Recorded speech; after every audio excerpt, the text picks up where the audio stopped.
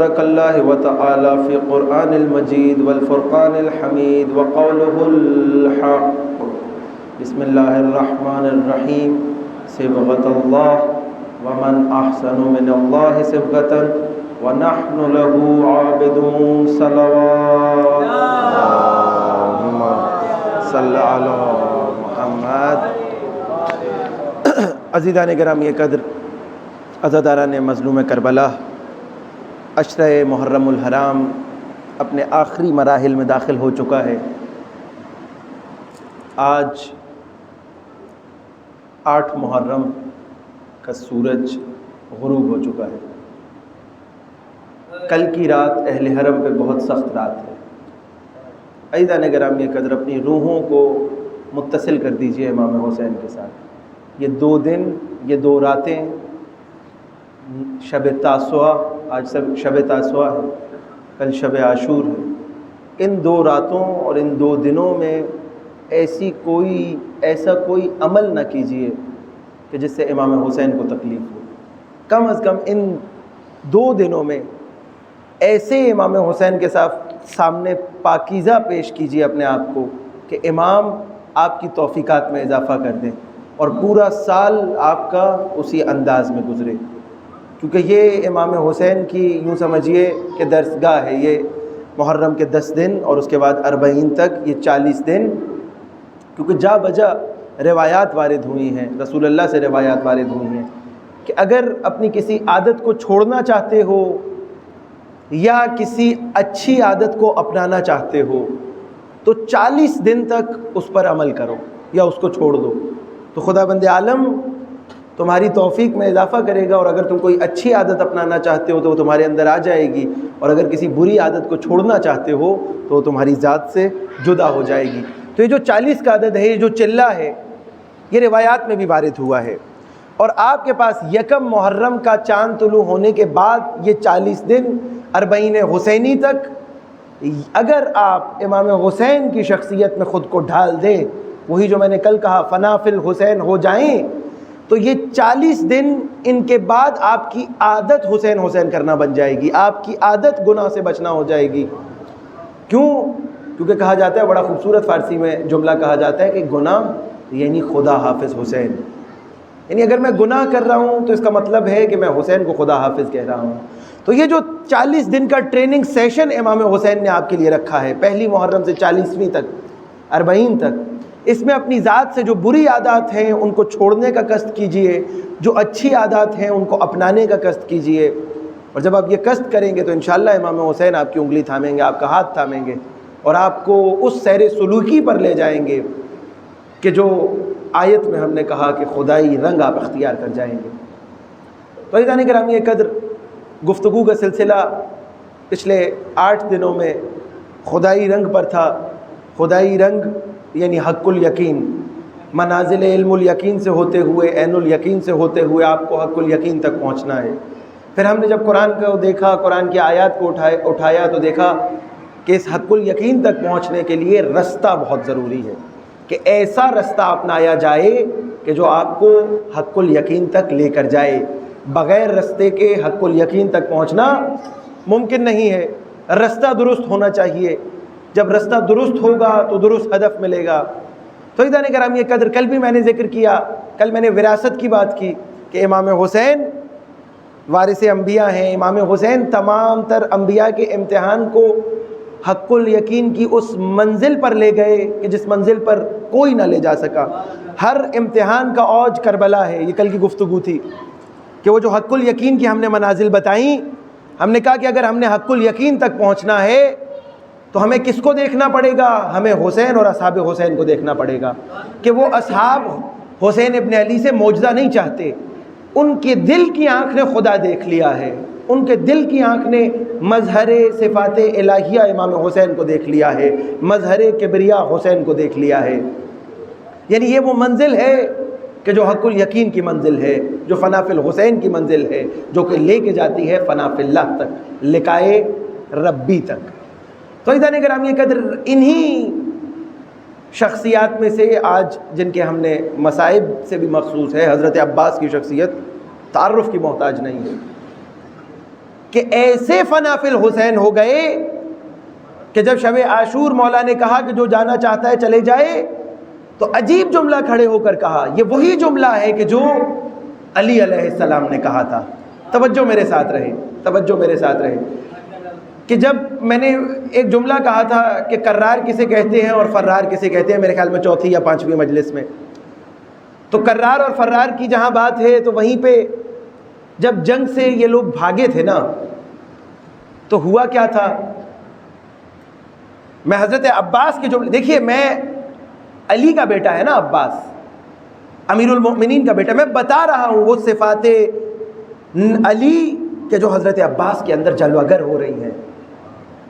عزیزان گرامی یہ قدر, کیا ہوا تھا جب فرار ہو گئے, قرآن کی آیت ان کی برائی میں نازل ہو گئی کہ تم رسول اللہ کو پیٹھ دکھاتے ہو, تم جنگوں میں پیٹھ دکھاتے ہو, بھاگ جاتے ہو, فرار ہو جاتے ہو, فرار کی راہ اختیار کرتے ہو. تو کسی پوچھنے والے نے آگے پوچھا کہ بھائی آپ سب صحابہ کیوں بھاگے تھے, کیوں بھاگے تھے؟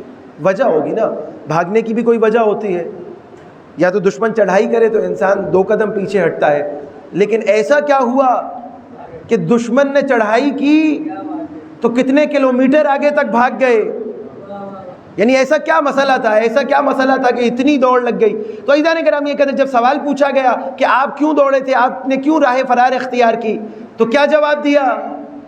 جواب دیا کہ اس وقت یہ بات ہر کسی کی زبان پہ تھی کہ رسول اللہ کی شہادت ہو گئی ہے. یہی تھا نا, کہا کہ جب ہم نے سنا کہ رسول اللہ کی شہادت ہو گئی ہے تو ہم نے کہا اب جنگ لڑنے کا کیا فائدہ, جب سالار کی شہادت ہو گئی ہے تو ہم تو اپنی جان بچائیں, ہم نے راہ فرار اختیار کر لی.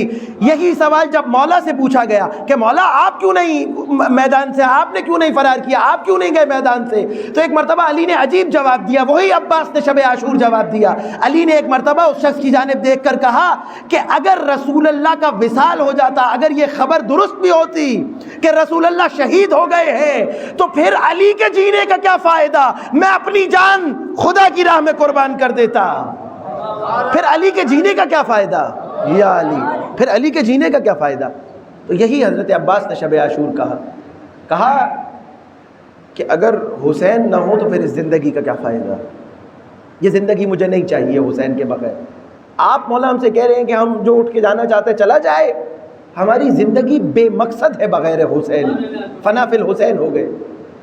یہ حق الیقین کی منازل ہیں جو انسان طے کر سکتا ہے, رنگ خدائی میں خود کو ڈھال سکتا ہے. تو عزیزان گرامی قدر, حضرت عباس کی شخصیت بھی انہی افراد میں سے ہے کہ جو فنا فی الحسین ہو گئے اور فنا فی اللہ تک کی منزل پر آ گئے. اچھا, یہ جب قافلہ چلا ہے مکہ سے, مدینہ سے مکہ کی جانب, تو مدینہ میں آپ سب جانتے ہیں کہ ولید نے بیعت کا مطالبہ کیا تھا یا نہیں کیا تھا؟ کیا تھا نا. اور ولید نے کس کے کہنے پہ بیعت کا مطالبہ کیا تھا؟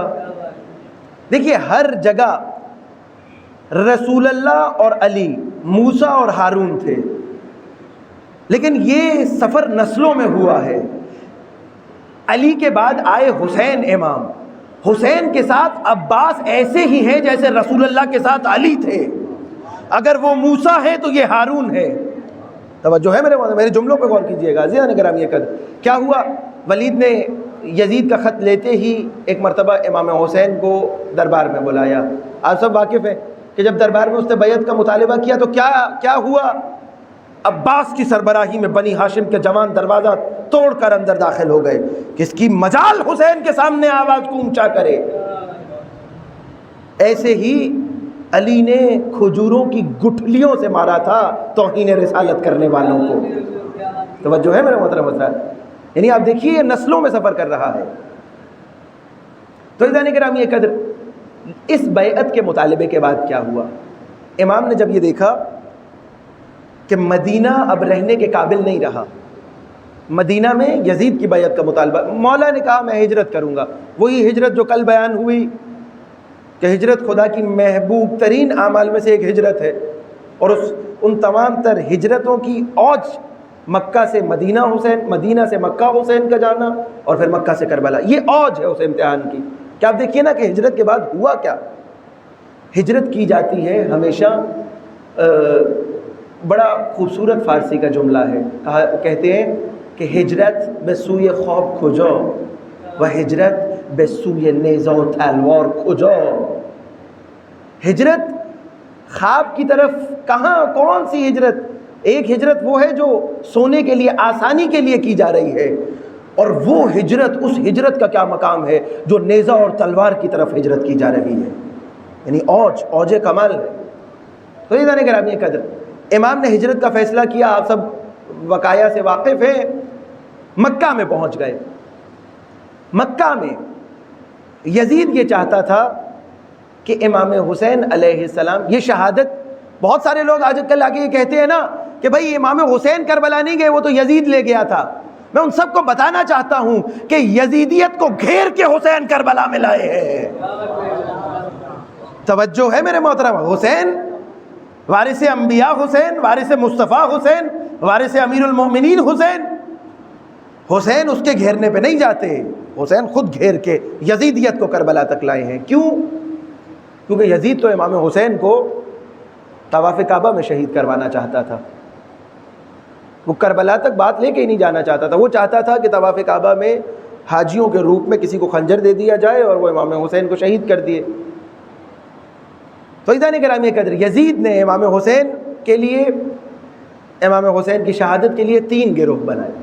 توجہ رکھیے گا میری جانب، میرے پاس زیادہ وقت نہیں ہے کیونکہ اس کے بعد بھی ایک مجلس ہے کھارادر میں، تو بس تھوڑی سی زحمت ہے، انشاءاللہ میرے ساتھ رہیں گے. تو عزیزان گرامی قدر، امام حسین کی شہادت، امام حسین کو شہید کرنے کے لیے یزید نے 3 گروہ بنائے طواف کعبہ میں.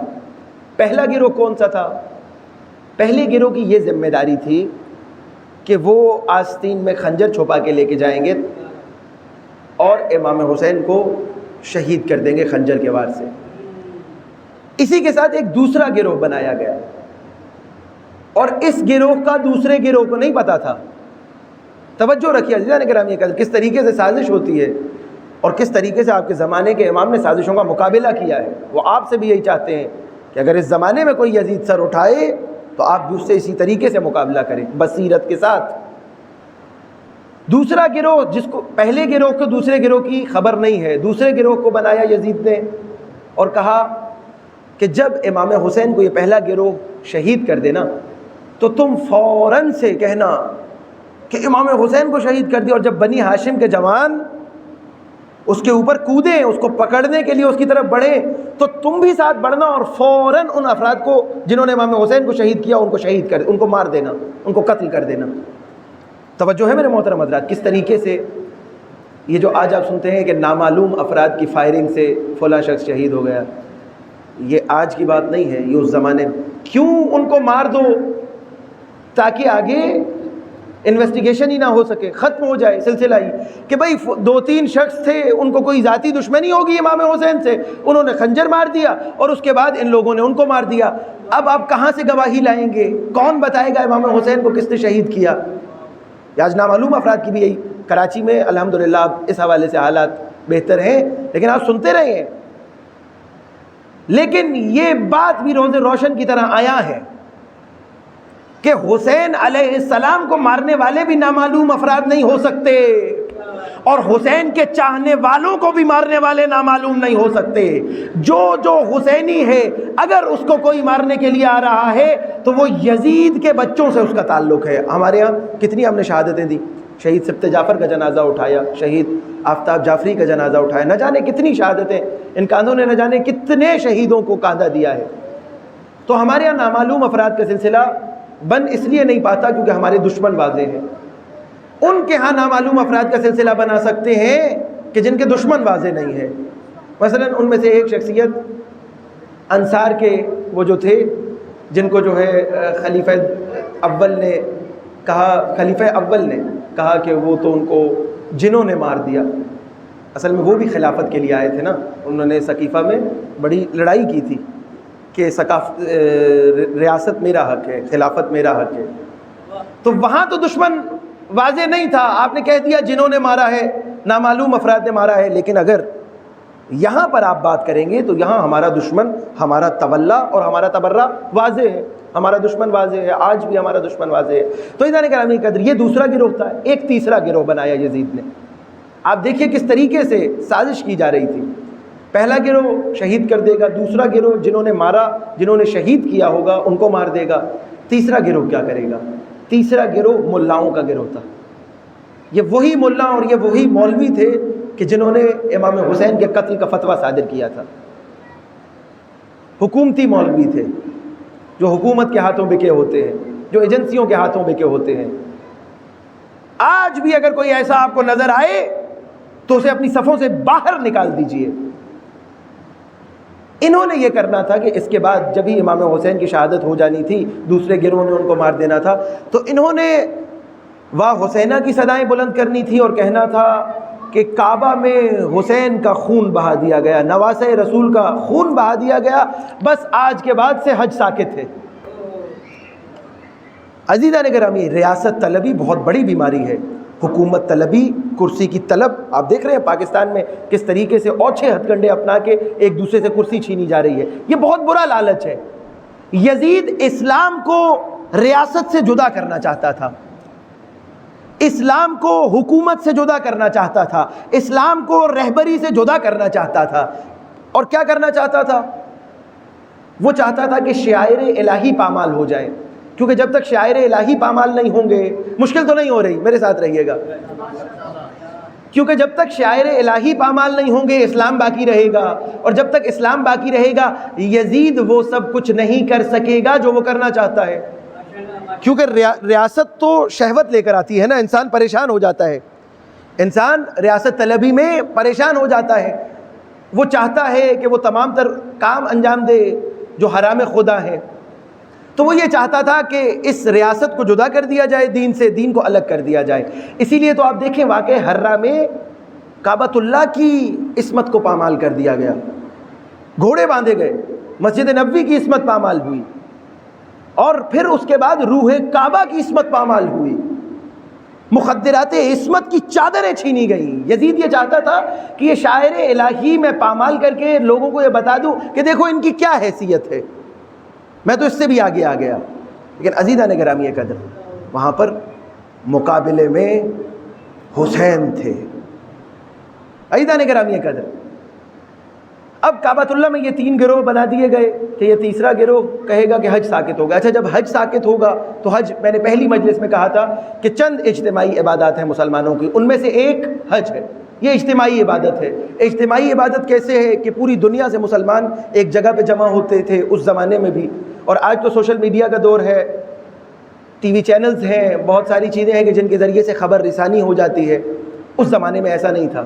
اس زمانے میں حج آپ یوں سمجھیے کہ ایک چینل تھا کہ جس کے ذریعے سے پوری دنیا میں خبریں پھیلائی جاتی تھیں, پوری دنیا میں جو ہے وہ اسلام کے حوالے سے تبلیغ کی جاتی تھی. اسی لیے تو امام باقر علیہ السلام نے کہا تھا نا, اللہم صلی علی محمد و آل محمد, اللہ اکبر, یا رسول اللہ, اسی لیے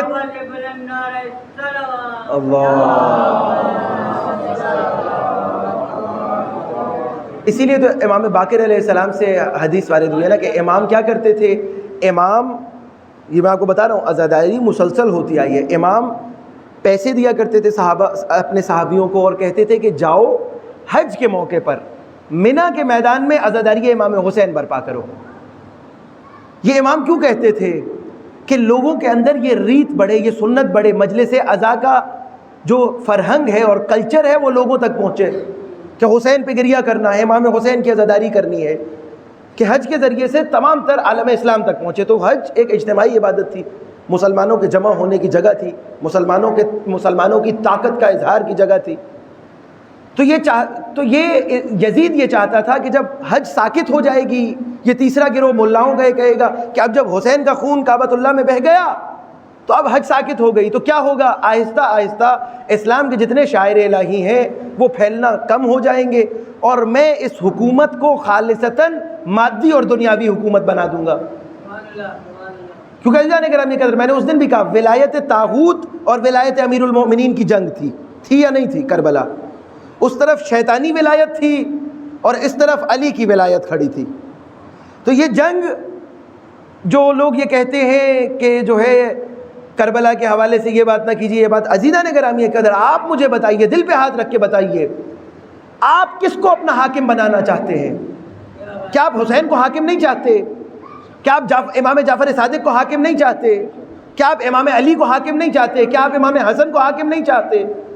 ہم اہل بیت کو حاکم چاہتے ہیں۔ عزیزان گرامی قدر، مسئلہ یہ تھا کہ علی علیہ السلام اس لیے پہلے خاموش تھے کیونکہ اسلام کی اصیل چیزوں کو، یعنی جو واضح چیزیں تھیں، ان کو اس طریقے سے پامال نہیں کیا گیا تھا کہ جس طریقے سے امیر شام اور یزید نے پائمال کیا۔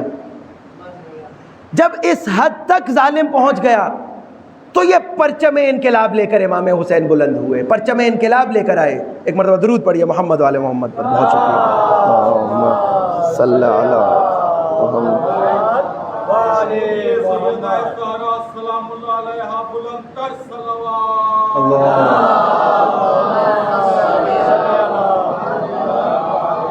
اور آپ جب امام حسین علیہ السلام کو وہ جملہ امام حسین خود فرماتے ہیں کہ نحن اولا بولایت هذه الامور، کیا ترجمہ ہوا؟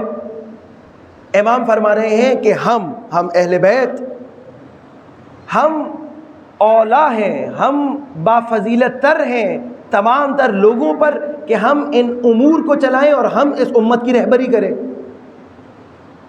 عزیزان گرامی قدر، امام اس ولایت امیر کو لے کے لوگوں کو یہ بتا رہے ہیں کہ تم پر رہبری کا حق، تم پر حکومت کا حق ہمارا تھا جو چھین لیا گیا۔ امام حسین یہ بتا رہے ہیں نحن اولا بولایت هذه الامور، اور یزید تمہارے اوپر حاکم ہو چکا ہے، حسین کے ہوتے ہوئے یزید حاکم ہے۔ تو یہ حاکمیت اگر آپ دیکھیں تو امام کے پاس تو کل جہان کی حاکمیت تھی یا نہیں تھی؟ ولایت تکوینی تھی امام کے پاس، امام رد و بدل کر سکتے تھے عالم کی امکانات میں، یہ حق تھا امام کے پاس کیونکہ ولایت تکوینی تھی۔ لیکن تشریعی ولایت اور اس کے بعد خود حکومت کی ولایت وہ کب حاصل ہوتی ہے؟ وہ تب حاصل ہوتی ہے کہ جب انسان اس کو حق دے کہ جس کا حق ہو۔ آپ مجھے دل پہ ہاتھ رکھ کے بتائیے، اگر آج زمانے کے امام آ جائیں اور آپ ساتھ نہ دیں تو کیا ہوگا؟ امام تنہا رہ جائیں گے یا نہیں رہ جائیں گے؟ عزیزان گرامی قدر، اس لیے امام آپ کی تربیت چاہتے ہیں۔ امام تو خدا کی طرف سے اس دنیا پر حاکم ہیں، لیکن خدا نے اس دنیا کے اندر یہ بھی ضروری قرار دیا ہے کہ آپ تربیت ہو کر ان کو قبول کریں۔ اگر آپ قبول نہیں کریں گے تو امام تنہا رہ جائیں گے۔ عزیزان گرامی قدر، کربلا کا واقعہ امام کی تنہائی کی وجہ سے ہے۔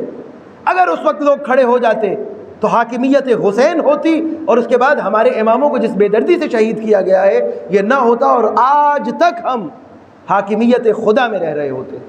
تو عزیزان گرامی قدر، اس تیسرے گروہ نے کیا کرنا تھا کہ امام حسین کے حوالے سے یہ بات پھیلانی تھی کہ اب تو حج ساکت ہو جائے گا۔ لیکن عزیزان گرامی قدر، بھانپ گئے امام حسین، اور صرف امام حسین نہیں، حضرت عباس کو بھی سمجھ میں آ گئی۔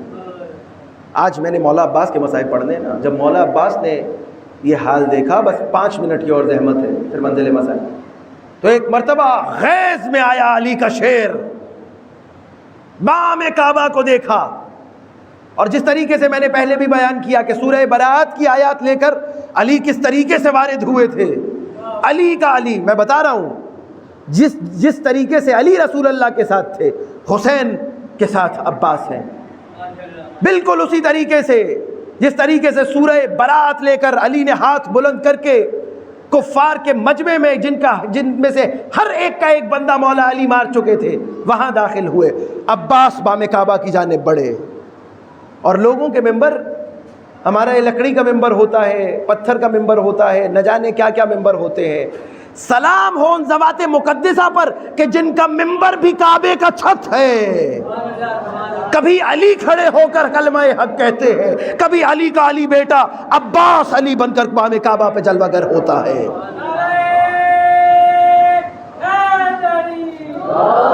یا علی یا علی یا علی۔ تو عزیزان گرامی، بام کعبہ پہ آئے عباس، علی کے بیٹے ہیں، اور اس کے بعد آنے کے بعد عجیب جملے کہے۔ اب توجہ میرے ساتھ رہے گی، توجہ میرے ساتھ رہے گی. عجیب جملے کہے, بسم اللہ الرحمن الرحیم, اور اس کے بعد کہا شرف ھذا لقدوم ابی, اور اشارہ کیا. اور یہاں پر ایک اور بات بھی کہتا چلوں, جب بلال بام کعبہ پہ چڑھے تھے تو ایک مرتبہ رسول اللہ سے پوچھا تھا, رسول اللہ بام کعبہ پر تو آ گیا ہوں لیکن اب آذان کس طرف منہ کر کے دینی ہے؟ تو رسول اللہ مسکرائے تھے کہ تم بام کعبہ پر ہو تو اب تمہارا قبلہ میں ہوں, میری طرف دیکھ کے آذان دو. تو بالکل اسی طریقے سے جب عباس بام کعبہ پہ گئے تو عباس نے قبلہ و کعبہ حسین کو بنا لیا. اور اب حسین کو دیکھ کے ایک مرتبہ کہا کہ شرف ھذا لقدوم ابی, اس مکان کو, اس پتھر کے مکان کو اگر شرف ملا ہے تو حسین کے بابا کی وجہ سے ملا ہے. یہ مکان, پتھر کا مکان, اس کا شرف حسین کے بابا علی کی وجہ. اچھا کیا حضرت عباس کے بابا علی نہیں ہے؟ یہ دیکھیے کس طریقے سے عباس خیال رکھ رہے ہیں, جب فضائل بیان کر رہے ہیں علی کے تو کہہ رہے ہیں ابھی, ان کے بابا.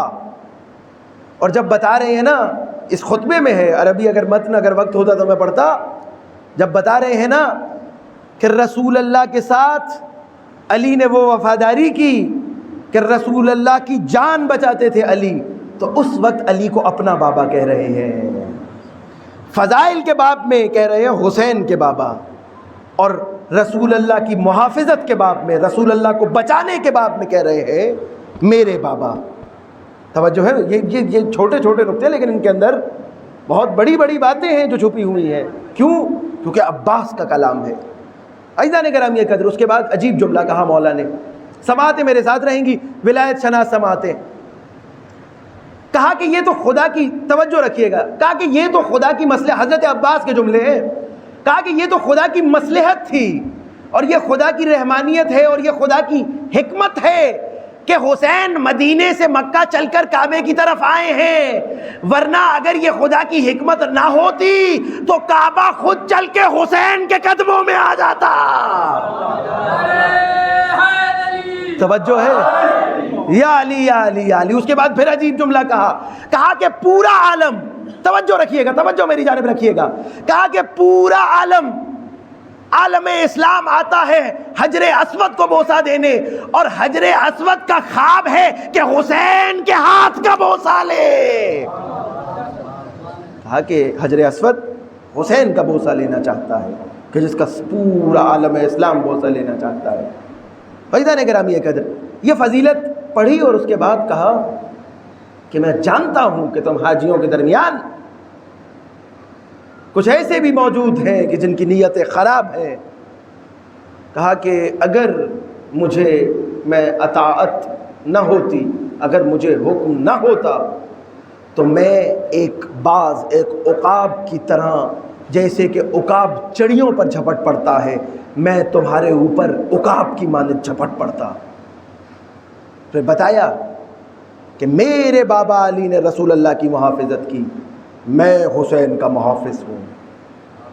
اس کے بعد پھر مولا خطبے میں عجیب جملہ کہتے ہیں میں حسین کا محافظ ہوں. اور پھر جملہ کہا کہ تمہاری اسٹریٹجی, جیسے جس کو ہم کہتے ہیں, کہا تمہاری اسٹریٹجی درست نہیں ہے, تم امام حسین کو شہید کرنا چاہتے ہو. نہیں, غلط کر رہے ہو. میں تمہیں بتاتا ہوں, اگر حسین ابن علی کو شہید کرنا ہے تو اس سے پہلے تمہیں میری گردن کاٹنا ہوگی, پہلے مجھے دیکھنا ہوگا. ابھی میں دیوار کی مانند موجود ہوں, جب تک مجھ پہ ہاتھ نہیں ڈالو گے حسین کا کچھ نہیں بگاڑ سکتے. ابھی عباس زندہ ہے, ابھی حسین علیہ السلام کو کچھ نہیں ہو سکتا. اچھا, یہ اگر خود حج سے میں جملہ کہتا چلوں, حج سے ان کی پرانی دشمنی ہے, آل امیہ کی پرانی دشمنی ہے حج سے. کیا دشمنی ہے بتائیے؟ ولایت شناس سماعتیں, یہ جتنا حاکمیت کا سلسلہ چلا ہے نا علی علیہ السلام سے خلافت چھین کے, ان سب کی پرانی دشمنی ہے حج سے. اور دشمنی کی وجہ یہ ہے کہ حج وہ مقام تھا جہاں 1,00,000 کے مجمع میں رسول اللہ نے علی کے ہاتھ کو اٹھا کے یہ کہا تھا من کنت مولا ہو فہذا علی المولا. اس لیے ان کی حج سے پرانی دشمنی ہے، کیونکہ انہوں نے روایات کو بدلا، خراب کیا، حدیث بدلی گئی، حدیث نہیں لکھوائی گئی. آپ کتابیں اٹھا کے دیکھیے، خلیفہ دوم کے دور میں، بس وقت تمام ہو گیا، خلیفہ دوم کے دور میں پابندی تھی حدیث لکھنے پر، پابندی تھی. جو حدیث لکھتا تھا اس کو کوڑے پڑتے تھے. یہ جو آج ہم حدیث کی کتابیں اٹھائے پھرتے ہیں، آپ یقین جانیے چھٹے مولا کی امامت کے بعد کہیں جا کے پہلی حدیث کی کتاب لکھی گئی. تو آپ کیا سمجھتے ہیں کہ وہ حدیث کی کتابیں 100% درست ہوں گی؟ کیا ان میں جعلی احادیث نہیں ہوں گی؟ کیا اس کے اوپر زمانے اور حکومت کا اثر نہیں ہوگا؟ ہوا ہوگا. ایک مرتبہ درود پڑھیے محمد علیہ محمد پر.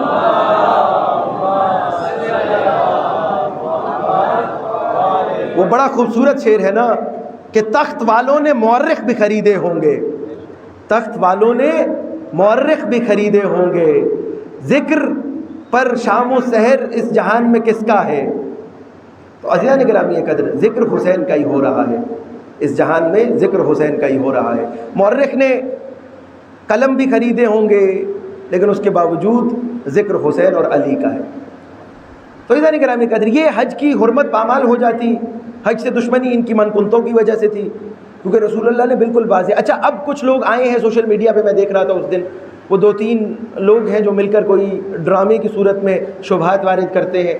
وہ کہنے لگے کہ یمن کے اندر کوئی مسئلہ ہو گیا تھا تو اس وجہ سے جو ہے رسول اللہ نے من کنت مولا کہہ دیا. یعنی آج تک ان کے دلوں میں وہ بغض ہے کہ یہ علی کی مولائیت کو تسلیم نہیں کر سکتے. حالانکہ وہ جو یمن کا واقعہ تھا وہاں بھی علی کو رسول اللہ نے حاکم ہی بنا کے بھیجا تھا. ہم مان لیتے ہیں، تمہارا قول مان لیتے ہیں، حالانکہ ایسا نہیں تھا. 8 ہجری میں یمن مولا گئے ہیں اور یہ واقعہ 10 ہجری کا ہے یا نہیں عزیزان گرامی قدر؟ چلیے آپ کی بھی بات مان لی، تو اس کے باوجود بھی رسول اللہ نے حاکم بنا کے بھیجا تھا. کیوں؟ کیونکہ لوگوں نے مال غنیمت تقسیم کرنا شروع کر دیا تھا، اور یہ مال غنیمت لوٹنے کی روایت پرانی ہے. مال غنیمت تقسیم کرنے کے لیے مولا علی کو رسول اللہ نے قاضی اور حاکم بنا کے بھیجا کہ جاؤ اور ان کا مال غنیمت ان میں تقسیم کرو. یمن میں جو جنگ ہوئی ہے، یمن میں جو مال غنیمت، بلکہ جنگ بھی نہیں ہوئی تھی، وہاں سے زکوٰۃ اور مختلف چیزیں جمع ہوئی تھی، مولا علی کو یہ حکم دیا گیا کہ آپ جائیے اور مال غنیمت. اب وہاں پر کیا ہوا؟ علی تو خدائی نمائندے تھے، رسول اللہ کے نمائندے تھے. علی تو غلام کو پورا اونٹوں کا جو ہے وہ لشکر دے دیا کرتے تھے. علی کو تو دنیا کی طلب ہی نہیں تھی. تو وہاں پر کیا ہوا؟ جب مولا مال غنیمت تقسیم کرنے لگے اور وہ مال تقسیم کرنے لگے تو آپس میں لوگوں کی لڑائی ہو گئی، اصحاب کی. وہاں پہ ولید بھی تھا جس نے بعد میں تارکین زکوٰۃ کے ساتھ جنگ کی.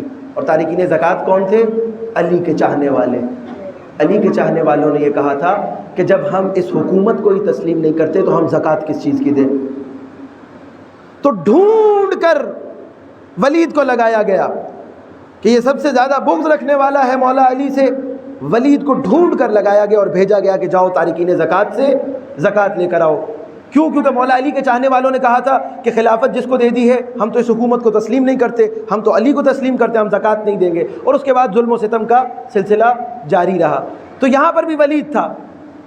اب جب مولا نے صحیح طریقے سے مال غنیمت کو تقسیم کرنا شروع کیا اور ان کو ٹوکا تو پریشان ہو گئے. کام رسول اللہ کی بارگاہ میں شکایت کریں گے، اور چلے گئے مکہ میں. رسول اللہ تشریف فرماتے، جا کے رسول اللہ کی جو ہے وہ بارگاہ میں شکایت کر دیا. مدینہ میں تھے غالباً. تو اس وقت بھی مسجد نبوی میں جب رسول اللہ موجود تھے اور انہوں نے شکایت کی تو ہماری کتابوں میں نہیں، بخاری نے بھی اور بہقی نے بھی دونوں نے نقل کیا ہے کہ رسول اللہ نے ان کی طرف دیکھ کے کہا کہ علی سے شکایت نہ کرو، جس کا میں مولا ہوں اس کا علی مولا ہے. مسجد نبوی میں بھی کہا. اب آپ ذرا مجھے بتائیے، چلیے اگر ہم آپ کی بات مان لیں کہ 10 ہجری میں یمن میں مسئلہ ہوا تھا اور علی کی شکایت ہوئی تھی، رسول اللہ نے 1,00,000 صحابیوں کو روکا، اچھا 1,00,000 کو کیوں روکا؟ انہی صحابیوں کے سامنے 2-4 اور کو جمع کر کے بتا دیتے۔ نہیں، رسول اللہ بتا رہے تھے کہ تمہارے جسموں پر، تمہاری روحوں پر میں نے علی کو حاکم بنایا ہے۔ وہاں بھی مسجد نبوی میں بھی بیٹھ کے کہا، اور پھر پالانوں کا منبر بنا کے دوبارہ یہ بتایا، علی سے ناراض کیوں ہوتے ہو؟ علی جو کرے وہ حق تعالی کرتا ہے، علی کی زبان خدائی زبان ہے۔ اور دوبارہ کہا، من کنت مولا ہو فہذا علی مولا حیدری۔ یعنی دونوں مقامات پر، بس میرے عرائض تمام ہو گئے، دونوں مقامات پر عزیزان گرامی قدر علی کی حاکمیت ہی ثابت ہوتی ہے، دوستی ثابت نہیں ہوتی، دونوں مقامات پر۔ کیوں؟ کیونکہ وہاں جو ذمہ داری ہے علی کے پاس یمن والے مسئلے میں، وہ بھی حاکمیت کی ذمہ داری ہے نا۔ تو جب حاکمیت کی ذمہ داری ہو تو بیان بھی حاکمیت کا دیا جاتا ہے، دوستی کا نہیں دیا جاتا۔ تم اگر علی سے دشمنی کر رہے ہو تو علی مولا ہے، آقا ہے، رہبر ہے، والی ہے، رہنما ہے۔ توجہ ہے میرے محترم حضرات؟ تو یہ سلسلہ، تو عزیزان گرامی قدر حج کی حرمت پامال، لیکن حسین ابن علی بھانپ گئے تھے۔ امام نے احرام توڑ دیا اور احرام توڑ کے کوفے کی جانب سفر شروع کر دیا۔ احرام توڑ دیا میرے مولا نے۔ گویا مولا نے جملہ دیتا جاؤں یہاں پہ، گویا مولا نے یہ بتایا احرام توڑ کر کہ تم چھپ چھپ کے ہمیں شہید نہیں کروا سکتے، ہم کبھی نامعلوم افراد کے ذریعے شہید نہیں ہوتے۔ عزیزان گرامی قدر، مولا یہ بتانا چاہ رہے ہیں کہ اگر ہم بیعت بھی کرتے ہیں تو میدان میں کرتے ہیں، بیعت کا مطالبہ بھی میدان میں کیا جاتا ہے۔ ہم اگر بیعت کریں گے تب بھی میدان میں کریں گے، اور اگر ہم شہادت دیں گے تو تب بھی میدان میں دیں گے۔ تمہاری طرح نہیں ہے کہ سقیفہ کے بند کمروں میں بیٹھ کے خلافت کا فیصلہ۔ ہماری بیعت بھی میدانی بیعت ہے، ہماری شہادت بھی میدانی شہادت ہے۔ ہم بند کمروں میں فیصلے نہیں کیا کرتے، ہم میدان میں فیصلے کرتے ہیں۔ تو عزیزان گرامی قدر، عباس محافظ حسین، عباس محافظ جان مصطفیٰ، عباس نے کہا کہ جب تک میں سلامت ہوں حسین تک تو پہنچ ہی نہیں سکتے، پہلے مجھے مارنا ہوگا پھر حسین۔ اپنی زبانوں کو، اپنے ہاتھوں کو تم لوگ لگام دو، تم آؤ پہلے مجھے دیکھو اس کے بعد حسین۔ یہ عزیزان گرامی قدر عباس حسین میں فنا ہو چکے ہیں، فنا فی الحسین ہو چکے ہیں۔ کربلا سے یہ کوفہ کی جانب سے اس قافلے کا رستہ مڑا اور کربلا کی جانب ہو گیا۔ اب حسین یزیدیت کو گھیر کے کربلا لے کے جا رہے ہیں، اور کربلا میں بھی عجیب، حضرت عباس سے جب شمر پہنچا ہے 8 یا 9 محرم کو، یہی دن تھے نا، تو کہا کہ میں تمہارے لیے امان نامہ لے کر آیا ہوں، امان نامہ لے کر آیا ہوں۔ حضرت عباس نے کوئی جواب ہی نہیں دیا، خیمے میں بیٹھے رہے۔ کہا اس سے میں بات کروں؟ امام حسین نے حضرت عباس سے کہا جاؤ سن لو کیا کہہ رہا ہے۔ جب مولا عباس گئے تو کہا کہ تمہارے لیے امان لایا ہوں۔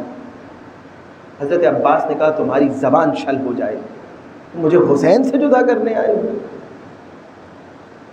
میں حسین کا سپاہی، میں حسین کا نوکر ہوں، چلے جاؤ یہاں سے۔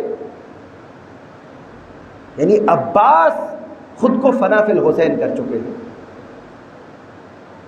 عزیزان گرامی قدر، حضرت عباس کی شہادت امام حسین پر سب سے سخت شہادت تھی۔ چند شہادتیں ایسی ہیں کہ جس پر مولا بہت زیادہ پریشان ہوئے۔ علی اکبر کی شہادت بھی بہت سخت ہے، عباس کی شہادت بھی بہت سخت ہے۔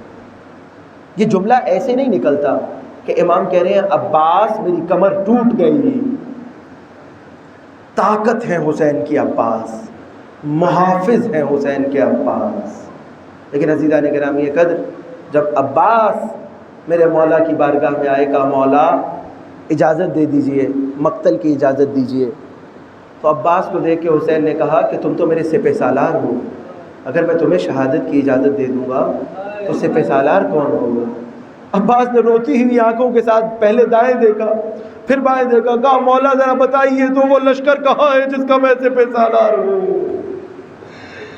میں قربان جاؤں عباس کی شہادت پر۔ عزیزان گرامی، مولا نے اجازت نہیں دی۔ مولا نے جب اجازت نہیں دی تو ایک مرتبہ آہستہ آہستہ العطش کی صدائیں بلند ہونے لگی، بڑھنے لگی صدائیں۔ تیسرا دن ہو گیا ہے، بچوں نے پانی نہیں پیا، خیموں تک پانی نہیں آیا، بچے پریشان ہیں۔ بڑوں نے تو صبر کر لیا ہوگا، بچے پریشان ہیں۔ العطش العطش العطش، پانی پانی پانی۔ سکینہ کو یہ معلوم تھا کہ میں عباس کی حصے کی بھتیجی ہوں، میری بات تو چچا جان ٹال ہی نہیں سکتے۔ اگر میں نے کہہ دیا تو اس کے بعد تو چچا ٹالیں گے ہی نہیں، کیونکہ چچا سے میں جو کہتی ہوں چچا وہ کر دیتے ہیں۔ ایک مرتبہ سکینہ نے بچوں کو جمع کیا، کہا بچوں اب میں، کیونکہ پانی کی شدت اور پیاس کی شدت بڑھ گئی ہے، اب میں جا کے چچا جان کو کہتی ہوں، اور اب بے فکر ہو جاؤ، پانی آ کے رہے گا۔ کیونکہ سکینہ نے ابھی تک دیکھا نہیں ہے کہ چچا کو کچھ کہا ہو اور چچا نہ کر پائے ہوں۔ چچا جو سکینہ کہتی ہے کر دیتے ہیں۔ دوڑی دوڑی چچا جان کے پاس آئی، کہا مولا عباس پیاسی ہوں، اور صرف میں پیاسی نہیں ہوں، بہت سارے بچے ہیں کہ جو پیاسے ہیں، آپ مشکیزہ لے کے جائیے، پانی بھر لائیے۔ عزیزان گرامی قدر، ایک مرتبہ حضرت عباس نے کہا، سکینہ اہل منبر بیان کرتے ہیں، کہا جناب سکینہ، اے میری بھتیجی پیاس لگی ہے نا، ذرا اپنے بابا حسین سے کہہ دیجئے کہ مجھے اجازت دے دے، میں پانی بھر لاؤں گا۔ کہا اس میں تو کوئی مسئلہ ہی نہیں ہے۔ ایک مرتبہ سکینہ آئی، ابھی سکینہ جانتی نہیں ہے، بچی ہے، جانتی نہیں ہے کہ اگر چچا پانی لینے گئے تو پانی لے کر نہیں لوٹیں گے، خون آلود علم آئے گا۔ ایک مرتبہ دوڑی دوڑی بابا حسین کے پاس گئی، کہا بابا اجازت دیجئے، بچے پیاسے ہیں۔ امام حسین نے سکینہ کی بات نہیں ٹالی، جو عباس اتنی دیر سے کہہ رہے تھے میدان میں جانے کی، اجازت دیجئے۔ ارے اجازت ملی بھی تو کیسی ملی؟ عباس کو تو تلوار کے جوہر دکھانا تھے، عباس کو تو یزیدی لشکر کو تہس نہس کرنا تھا، لیکن اب عباس پانی لینے جا رہے ہیں۔ ایک ہاتھ میں عباس نے علم پکڑا، مشق سکینہ کو لیا، ایک ہاتھ میں ایک نیزہ پکڑا، اور اب عباس گھوڑے پر تشریف فرما ہو گئے۔ عزیزو، ایک مرتبہ بڑھنا شروع ہوئے فرات کی جانب، اور علی کا بیٹا فرات کی جانب جا رہا ہے۔ علی کا بیٹا جا رہا ہے نا فرات کی جانب، کسی کی ہمت نہیں ہے کہ رستہ روکے، رستہ چھٹتا جا رہا ہے۔ ایک مرتبہ میرے مولا عباس فرات کے قریب پہنچے۔ اب جو فرات کے قریب پہنچے، ایک مرتبہ پانی کو اٹھایا، پانی کو اپنے ہاتھ پہ رکھا اور دیکھا، کہا اے پانی، تو جب ہونٹے حسین کے لبوں سے مس نہیں ہوا تو عباس کو بھی تیری ضرورت نہیں ہے۔ پانی جھٹک دیا، مشکیزہ بھرا عباس نے۔ اب عباس نے ایک مرتبہ گھوڑے کو ایڑ لگائی، واپسی کے رستے میں ہے۔ اب جب واپسی کے رستے میں آئے تو ایک مرتبہ عمر سعد نے وہاں سے صدا دی، کہا اگر یہ پانی خیمہ گاہ حسینی تک پہنچ گیا تو فوجیوں یقین رکھنا یہ بنی ہاشم کے جوان ہیں، پھر اس کے بعد تم لڑ نہیں پاؤ گے ان سے، یہ پانی خیموں تک نہ پہنچے۔ ایک مرتبہ فوج اشقیاء نے حملہ کر دیا عباس پر، عباس کے ہاتھ میں پانی ہے۔ اب ذرا آئیے خیمہ گاہ حسینی میں کیا ہو رہا ہے۔ خیمہ گاہ حسینی میں سکینہ بچوں کے ساتھ کوزے لیے جمع ہے اور کہہ رہی ہے بچوں دیکھتے رہو، علم کو دیکھتے رہو، دیکھو میرے چچا جا رہے ہیں، دیکھو فرات کے پاس پہنچ گئے۔ چشم تصور یہ کہتی ہے دیکھو اب فرات سے پانی بھر رہے ہوں گے۔ ابھی تک سکینہ دیکھ رہی ہوگی کہ علم ڈگمگایا نہیں ہے، ہاتھ میں ہے چچا جان کے، فرات تک پہنچے ہیں، اب فرات سے واپسی ہے، علم کو بچے دیکھ رہے ہیں، سکینہ دیکھ رہی ہے۔ اپنے چشم تصور کو کربلا میں لے کے جائیے، اجرکم اللہ، گریہ کیجیے۔ عزیزوں، میں شہادت کے قریب پہنچ گیا ہوں۔ اب ایک مرتبہ عباس پلٹے ہیں، عمر سعد نے حکم دیا فوجوں کو حملے کا۔ ایک مرتبہ فوجوں نے جا بجا حملہ کر دیا۔ عباس کے ہاتھ میں نیزہ ہے، کسی کی ہمت نہیں علی کے شیر کے قریب آئے، جو قریب آتا ہے عباس اس کو دور کر دیتے ہیں، اور عباس تیزی سے اپنے ذوالجناح کو دوڑاتے ہوئے، گھوڑے کو دوڑاتے ہوئے خیمہ گاہ حسینی کی طرف بڑھ رہے ہیں۔ درمیان میں جو آ رہا ہے اسے یا قتل کر رہے ہیں، یا اس طرف پھینک رہے ہیں، یا مشرق کی جانب پھینک رہے ہیں، اور عباس گھوڑے کو دوڑاتے ہوئے بڑھ رہے ہیں خیمہ گاہ حسینی کی طرف۔ عزیزو، سکینہ ابھی تک علم کو سیدھا دیکھ رہی تھی، یہ آپ کے سامنے علم رکھے ہیں۔ اب تھوڑی دیر بعد کیا ہوا کہ علم ڈگمگانے لگا، اور یہ صرف علم نہیں ڈگمگا رہا تھا، بچوں کے ہاتھوں میں کوزے بھی ڈگمگا رہے تھے۔ ایک مرتبہ سکینہ دیکھ رہی ہے علم ڈگمگا رہا ہے۔ عزیزان گرامی قدر، وہاں عباس گھوڑے پہ پانی لے کر تیزی سے گھوڑا خیمہ گاہ حسینی کی طرف لے کر آ رہے ہیں۔ اب کیا ہوا کہ ایک لعین نے جب یہ دیکھا کہ عباس کا گھوڑا کوئی نہیں روک سکتا، تو ایک مرتبہ عمر سعد نے حکم دیا، ہرملا عباس کے اوپر تیر چلا۔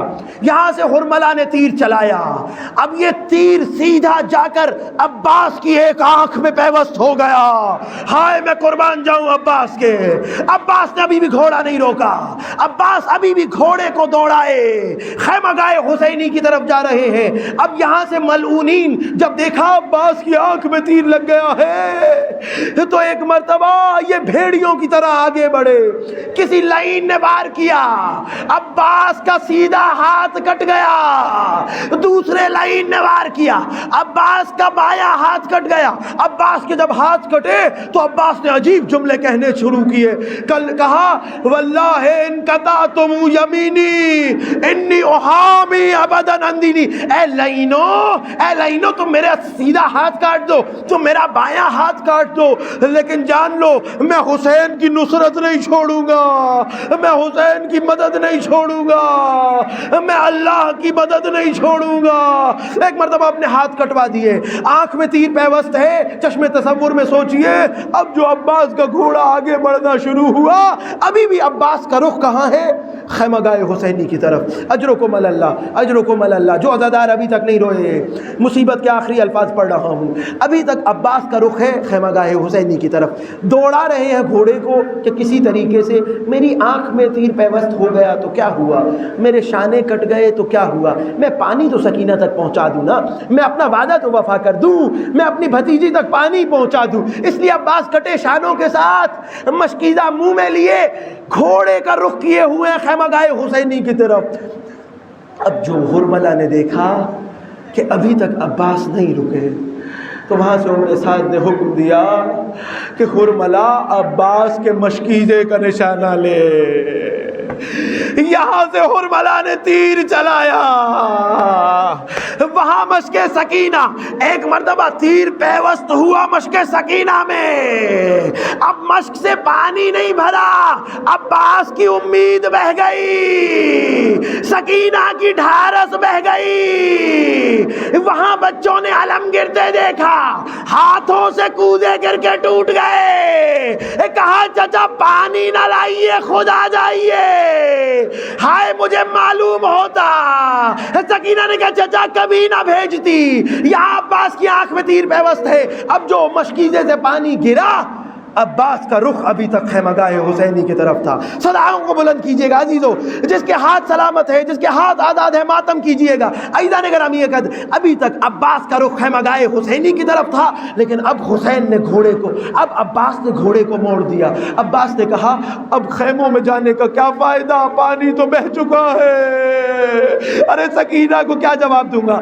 عباس کے گھوڑے کا رخ پہلے خیمہ گاہ حسینی کی طرف تھا، پانی بہنے کے بعد عباس نے گھوڑے کو ایڑ لگائی، اپنا رخ فوج اشقیاء کی جانب کر دیا۔ عباس کا گھوڑا ہے، لعینوں کی تلواریں ہیں، لعینوں کے خنجر ہیں، تیر ہیں، علیک منی السلام۔ حسین دوڑتے ہوئے لاشِ عباس پر، زانو پہ عباس کو تلایا، کہا مولا آخری خواہش ہے، میری میت، میرے لاشے کو خیمہ میں نہ لے جانا، خیموں میں نہ لے جانا، سہروز کے پیاسے کو میں شرمندہ ہو جاؤں گا سکینہ سے۔ کہا عباس میرے بھیا بتا آخری کیا خواہش ہے؟ کہا ذرا مولا میری ایک آنکھ سے تیر نکال دیجئے اور دوسری آنکھ سے ذرا خون صاف کیجئے، میں اس دنیا سے جاتے ہوئے آپ کی زیارت کرنا چاہتا ہوں۔ واہ حسینہ واہ عباسہ، الا لعنت اللہ علی القوم الظالمین، ماتم حسین۔